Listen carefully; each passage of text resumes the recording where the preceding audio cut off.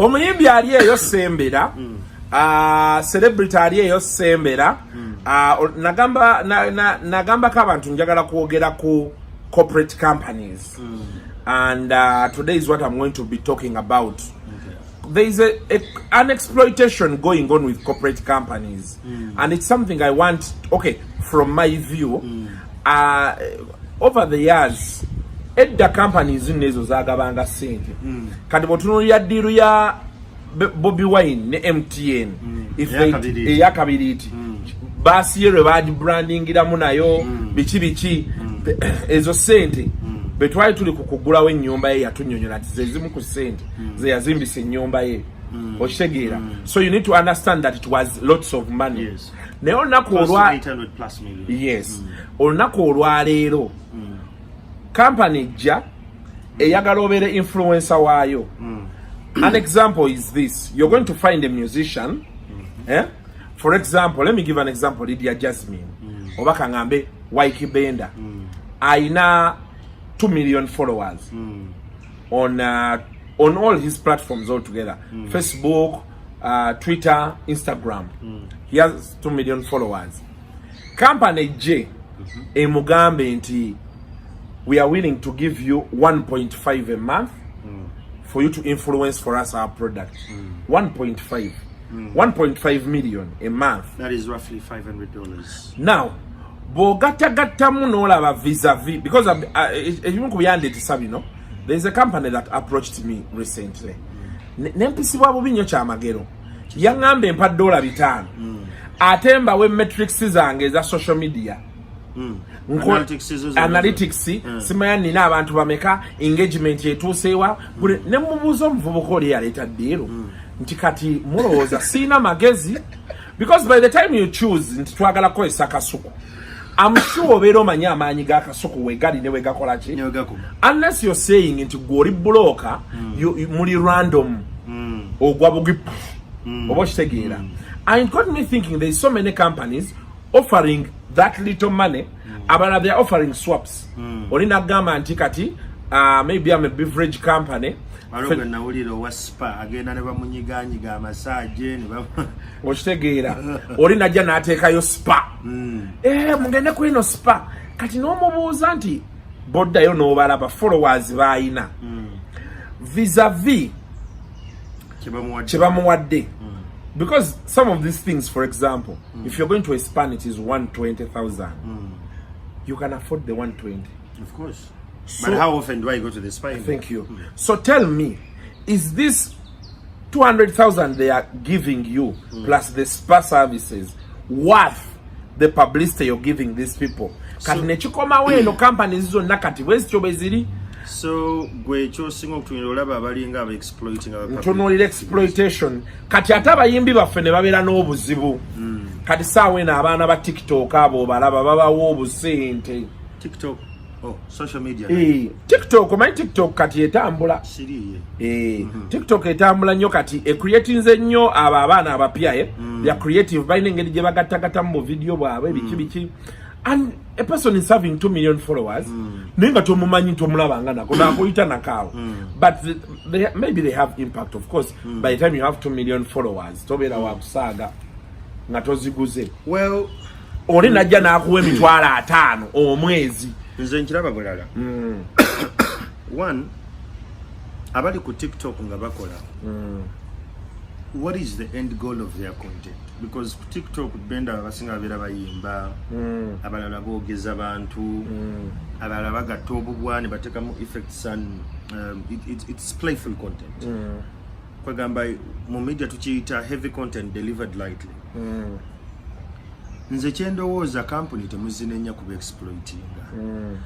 Fenga abantu abali mu media we are not strategic. Kasuku bwebajja ne bagamba nti tukuwaka kadde kamu n'ekitundu. Maybe you've given them a reason to think that you're worth that. Oba bajozi bujozi. Si bujozi. Omuntu yenna okujja n'agamba nti Kasuku ngenda kuwa obukadde 3. Aba yakulabako awamu nga zezo zibakuwa. Oba nga ze zikujyamu. Nga ze zikujyamu. Because atunulira ebifo mu obeera. Buli kaseera obeera ku kalenda. Obugi bw'okalenda bwameka. obungi wa kalenda bwa 10 webale nnyo bw'ovaawo mugende mulungu ekibeero kyammeka ekibeero kya 5 oba mutwalo kati ebifaananyi byoteka ku social media every time bikulaga nti byebyo ebifo muwangaalira. Why should I give you 7 million? Yes, you could be having your numbers. Nenga numbers z'abantu bolina, they cannot be converted into sales. Nti abantu bolina ba feel good, tubayita ba feel good. Kugamba bwateekayo ne mushayalinga ne bayina zitiimu zaabwe eyo. Nenga there is no conversion of sale. Kati engeri gye we branding as a public figure or as a celeb ngai mwayita, it is one of the key elements. Then ekirala, what do you stand for? Nzonda beko nga nange ebizigo. Wadonda beko mumboze yebizigo mbo Kyamagero alanga kino ekizigo. I don't do that because mentality yange nengeri gye nkolamu ebintu byange, I am not into that. Naye osanga aba celeb ngebeeyita ng'alanga ekizigo, alanga mukene, alanga gundi kokomanga, buli kimu bakikasuka kuye nawo. If you cannot stand for something kimu kye bakumanyiko nti kyekino, bagenda kudondola.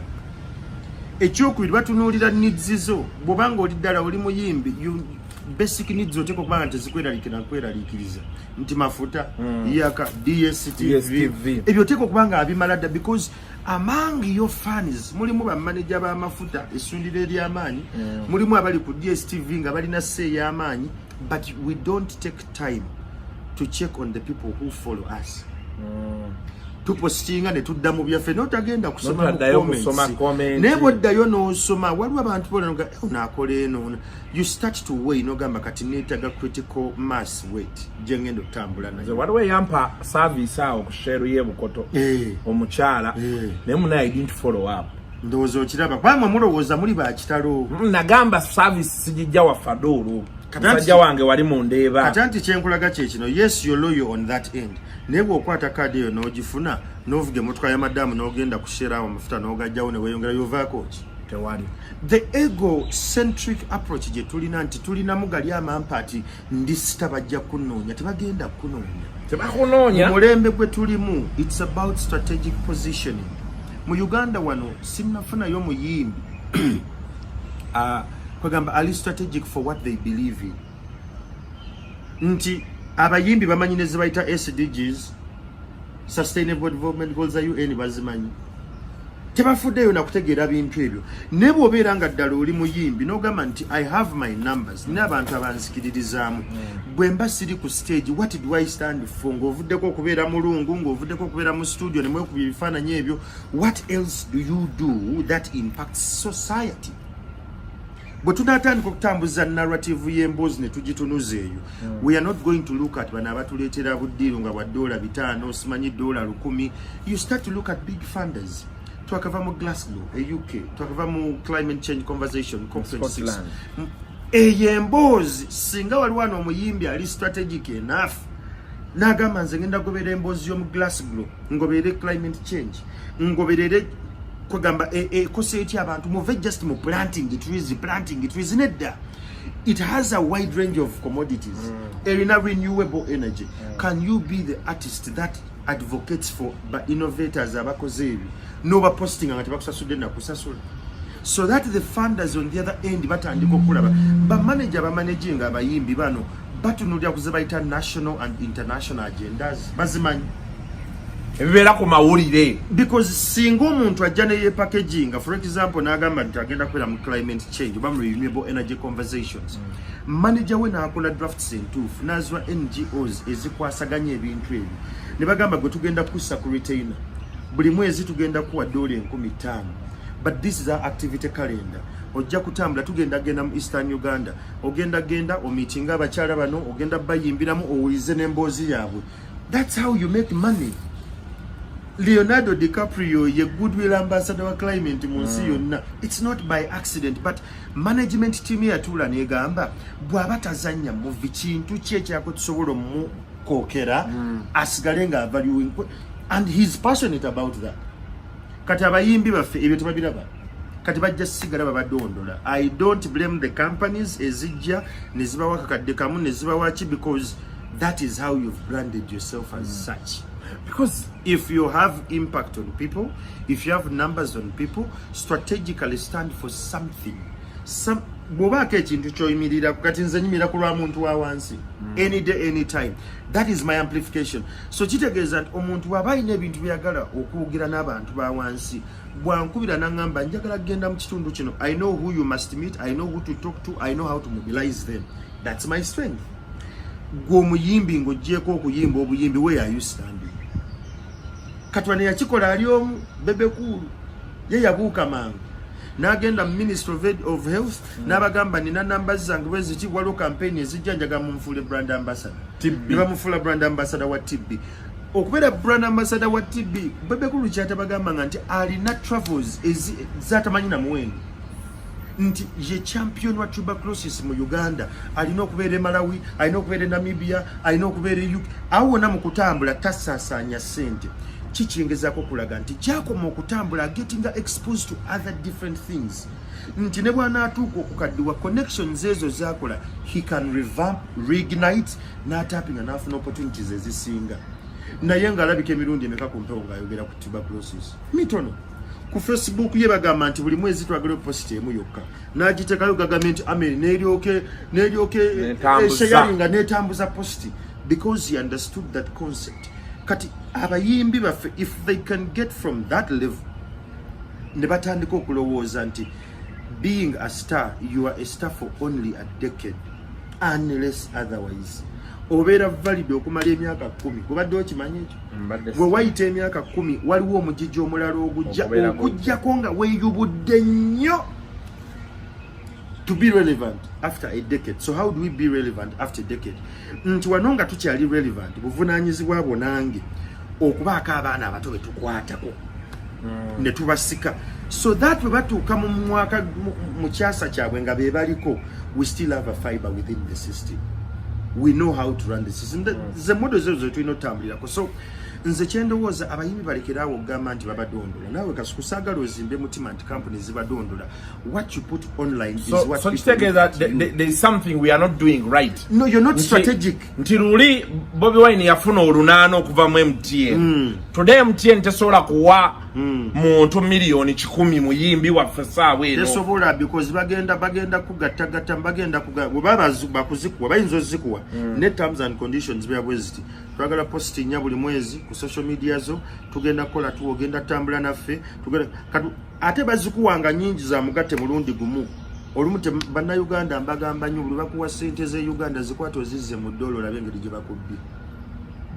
Oli ayinza okufera. Nagamba tugenda kuwa dola, tugenda kuwa obukadde 10 obwa Uganda, ogenda okubalamu ng'oli mitwalo ng'ebiri kitundu oba 3. Nogamba, but I could have negotiated better nengamba njagala emitwalo 5 kitundu oba 6. So ebintu bye tupostinga online, abantu betuwangaala nabo, gwe buli kaseera opostinga muli mulungu, muli mukulya kibeero, muli ku kalenda, muli sigenda kukwata bukadde bwange busuka 5 mbuteekemu gwe sisobola. Because numbers abantu bennina business abantu bentambuza bate ko kubange batunulira post jo postinze, there is a conversion of sales and leads to bring clients. Kati bobo badde postinga mulungu kalenda wa campaign nejja ngetuulira ddala mu abo bantu betuogedde. Why don't they give you that 100 million? Because now you are in their target audience for their particular campaign. Obatudde mu bulungi. Yes. This is what they do. Bakwetoloola. Bakozesa kyebayita CCF model. Nti you're the CCF, you're controversial, you're a celebrity and you're famous. And you have a mass following. Kati banoonya omuntu akuliraanye Kayima yali 5 steps away from the CCF. Ne bamugamba omusajja otuyinza mwocha mmeka nakkiriza. Naga kasuku kasitomu amafuta n'omwe emmere n'omweyo n'abukadde nga 2 omwezi tatoma. Kati bagenda okutomeza figure nga bakwetoloola dda. Nga bana abakulya around bakuwaayo dda. Because bamanyi what you value. Nti kasita munamu ekipa John Walker buli wajja mu bbaala can't you afford a John Walker bottle? I can. Nene bagamba tugenda kuteerawo table ojje n'eccupa zijja kubeerawo n'obwana bubeerawo bukyuddwe ninga ebukufaako kati gwe n'obeera mu matanta ne weerabira the value for money. So me, I'm not easily taken by that. Tugenda kwa chino mbabuza how much money nebi mwagala okumpa mbigate mumpa sente mekanzo ezo sizikole. Because you have your numbers, you can stay with your narrative. Rachi bajjajoli because olinengeri gyonyumye ekibozi kyo so that abantu bakyagala. N'abantu ne bakwagala. N'abantu ne bakwagala. Kati bw'otandika okufuna ba sponsor bano. Bo bayinengeri bagala emboozi ogitambuze mu direction eyaabwe. Kati bwe sente, you have the right to say no. Naye abayimbi baffe bali desperate. Oli abeerawo n'agamba gundi alina ddiiru ne gundi alina ddiiru nze sirina bannange. Manager tetenkanya yaawo n'aleeta kimoviti n'akikubako nga moviti ekuwa 1.5 omwezi, tekuwadde saloon benefits, tekuwadde hair extensions, tebazikuwadde, tebakwadde na muntu akutambulako kwegamba kusomesa. Usually when you are endorsing some brands, tubeera ne training ze tuyita mujo wansanzi. Namaze essaawa 4 nambanga ndi mu kusoma kye baleeta. Really? Ngani era bagambe bakujjemu. Nabagaye bakujjemu. So bankubidde bagenda kunkolako. Ndowooza kiraba. Naye amakulu mu kyo nti essaawa ze nawaddeyo okusoma. Alwo n'abalala abantu eyunzeko nangamba Kyamagero ebintu bino ng'obitegeera nnyo. Ne mugamba omuntu bw'oba onoomukyajinga ekingi yeetaaga okumanya yo value addition. Ne kati gwe ne timu ze mulina mbu simanyi timu kasuku timu gundi bw'opostinga ekintu tewabeerawo wadde shares 6 ng'ongamba olina abantu. Timu kasuku manyi timu kasuku nagirekayo. Nabagamba tulye buli sente. Bw'oba ogamba nti olina timu kasuku abantu abo oteeka okuba nga bakukkiririzaamu nti ekintu ky'opushinga mazima. Bo banzikiririzaamu. Kati bw'opostinga before we even look at bameka bagenda ofuna reach ya post eno. Can timu kasuku make shares of 1.7k? Why timu kasuku nabagamba tulye sente. Ekyabangambise ekyo. Gwe kibagambe ekyo. Nenga gokikombatinga ng'okizze ku bayimbi. Nga kyenjagala saagala bansabirize. Omanyi bw'obeera serious n'aba abaana. Ennyimbe bakuyita. Okwanjula ne bakuyita. Ne mbaga nti saagala bizibu, saagala muntu afunye ekizibu. But do you know why? Kyakulya sente strictly. Do you know why? Wakolamu ensobi. Abantu batugoberera because we give them hope. Kwatako keno woti kumpewo. Abantu batugoberera because they have hope in us ntusobola okubaguidinga mu bintu ebimu. So nze ndowooza naye bandi baddenga bakuyita okolamu obukiiko mu group eyo yennyini oteekawo leadership emanyiddwe bakuyita nze abatimu omuntu wa wansi nina omukulu mulamba bamuyita Ssenyonga Paul yamanya Kyamagero wagenda ogenda era wengenda ngamba wano bw'okola kino vaawo ogenda ebirala tujja bimala. You give direction and guidance. Naye abayimbi baffe balina zitimu baziyita bagenda mu mabaala nabivulu nga bituuse. Can we use that critical mass for a financial benefit? By the way, talking about it, natuka ne ngamba omuntu n'obeera ng'olina shibaholics bali bayinanga iyo Island soldiers abagagamero bayina yo gagamero ame yekola firebase ame gagamero ame yekola. By the way, I'm surprised. Gagamero ne Susan Makula Jeyava. I'm still wondering up to today, by the way. There's something that beats my understanding. After all these years, groups season is again. Simani what makes Gagamero family? Gagamero family, Gagamero family chekola. They have structures. Who is their leader? Era babera n'obukulembeze obwetooloola. Batuuka ne balonda akakiiko akabatwala. Nti gundi ye chairman waffe, gundi ye deputy we, gundi ye mwanika waffe. Bwe babeera n'ebivulu balina mobilization gundi zaabwe ez'enjawulo. So they just don't meet because of the artist. They meet for the social cause gye bakola. Bebekulu ekyo kyatabagamba. Ekyokubiri meeting akakiiko ako on a monthly basis okumanya ebiruma abaana baabwe. Nte gundi alina kino na kino, gundi alina kino kino. Okimanyi waliwo abantu bebekulu bakwata ku mukono n'abatwana agamba nti bano bayina abalwadde ba TB ne babakolako mu bwangu because bali mu Gagamero Army. So as an artist ye yakitegeera.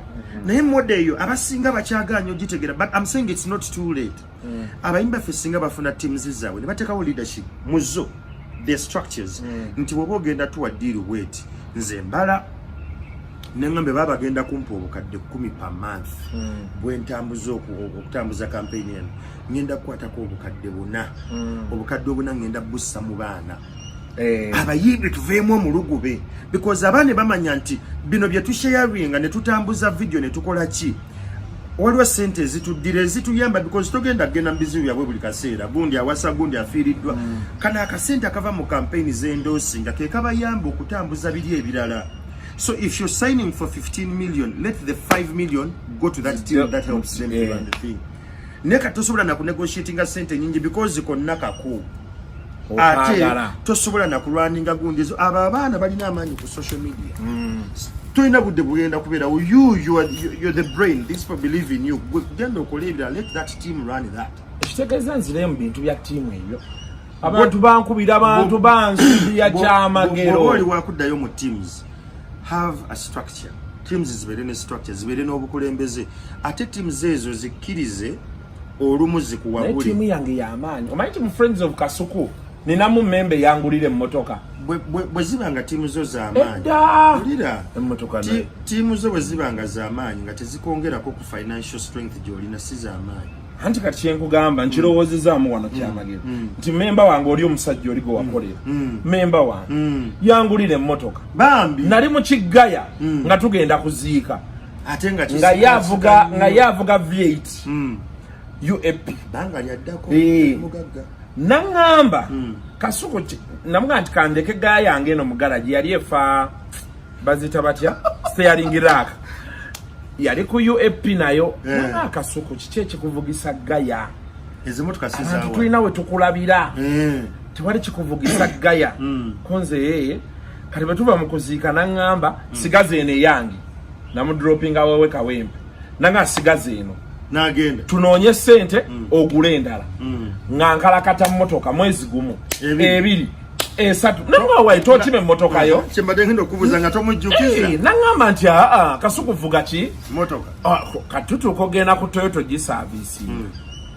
nga mu service ya million years jesu nemuga blood million 2 nanga nti Kasuku ezo kanziweerezaawo naziweerezaawo muganda nayo manyi amazima sente zino zituteeka mu mmotoka nze n'okweyagala nga si yange kaŋŋende mu gaya yange ntunde eggaya yange eri ngule eddala naye nti atofaayo genda ogitunde ojje Sebufu yali yanguza gaya nene Sebufu musajja muzibu nakuguza gaya enfu etyo ndooza naye yali tamanyi kati nga nzirayo simanyi avayo bukomera akyaliyo maamu emyaka ana kati nga ngenda nga nzijayo mmotoka nga ngenda ayo enakawa kati nga gayi mukubira mugaya ndi wano enakawa emmotoka yo mbadde ngifunye nja basasula mbamaleyo nanga abeera awo kanzije nga tuyingira ofisi ya muyindi nga kuwandiika cheeki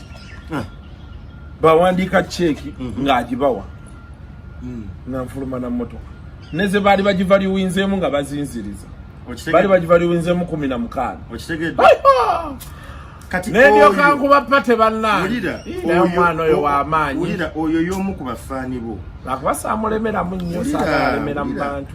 Now that is one of them.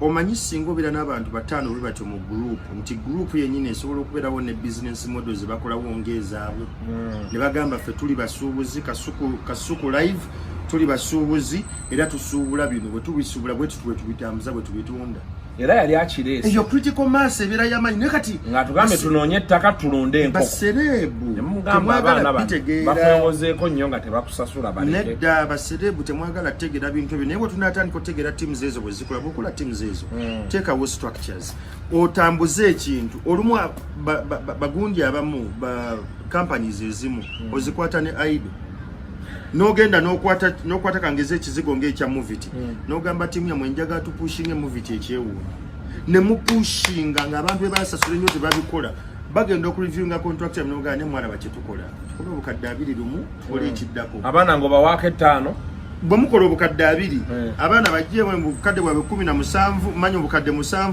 ezisigadde ozisigaze gwe bagambe nti guys buli ku makya njagala tukere nga tupositinge tuteekewo embeera tambuza like it's a business model until we wake up to that.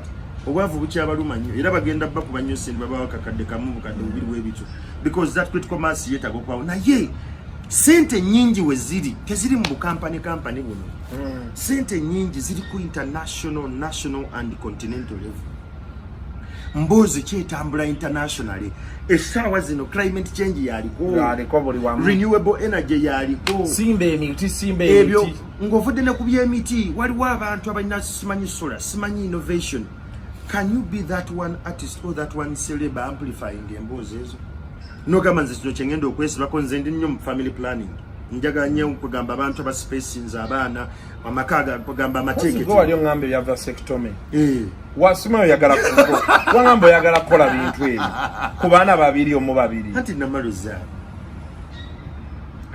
twakanya nze mukyala wange abaana babiri tubawe quality life quality attention tukole ekiddako we tugenda okukoma ebisigadde tukole abere happy mbere tulina ebirooto byaffe tetugenda okukola vasectomy atanti wulira abantu bekyusa nze kyenkugamba kyekino nti ebbanga bwe liyita ng'obadde olina emboozi gy'oli consistent nayo nga brand bwe ngenda mu World Health Organization nembagamba ame family planning champion sente kwe batandikira okwagala okukola nange batandikira mu 10 buli mwezi 10 mmeka 15 kumpi bukadde 15 obwa Uganda wano nga mbufuna buli mwezi nenga tebyenkola nsigadde mbikola but I stand for that kati abayimbi baffe njagala obabuuze what do they stand for bwe tukera ku macha ne tugamba gravity omuntu just standing up for what okimanyi bwe tukera ku macha ne tugamba nti bana bayimbi abala standing up for what nze nina abantu benda banengamba I wish people can learn from them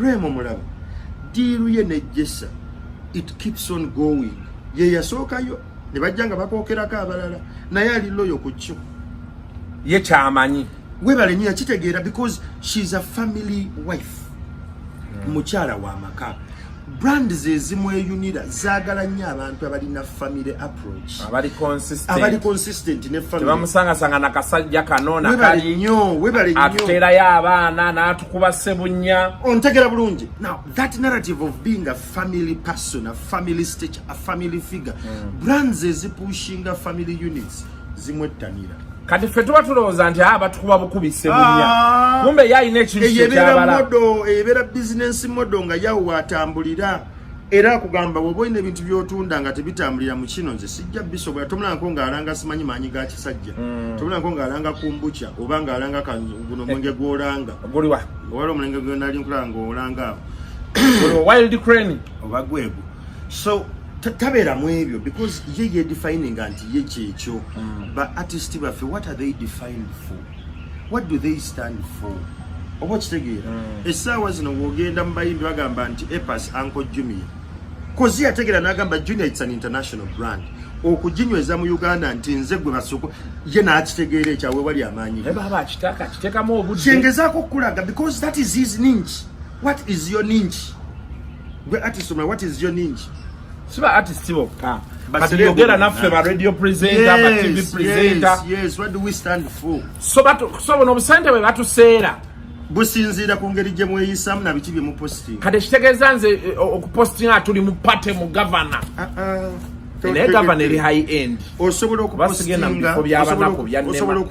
n'ogamba nti oli mu governor oba oli ku Stone Haven wali eyo lanchi juzi ku Stone Haven pozi wane kololo n'ogamba nti ku Stone Haven nenge ekyokunywa kyonywa ekiri constant it is John Walker so John Walker bwejja negamba twagala obere brand ambassador waffe basinzira ku bintu because kyakunywa kiri classy kati bangamba tebagala bya politics kati anti John Walker tegenda kuzaawe kugambe tegenda kuddawe kugambe nti kasuku tukulabye gyotambula tugenda kuwaayo obukadde bubiri obubagambe nedda bulingo egula mbadde temugungulira bwe mba kubeera part of you I need at least 10 million tambuliraawo omwezi olaba ngejja okubyaka kule because nawe kenyini olaba tezikujjaamu for now mu bifo byozungiramu olaba so if we can understand dynamics ezo ate ne tukkiriza tubeewo n'abantu manyi weetaaga gwe bayita kwagamba omuntu alaba blind spot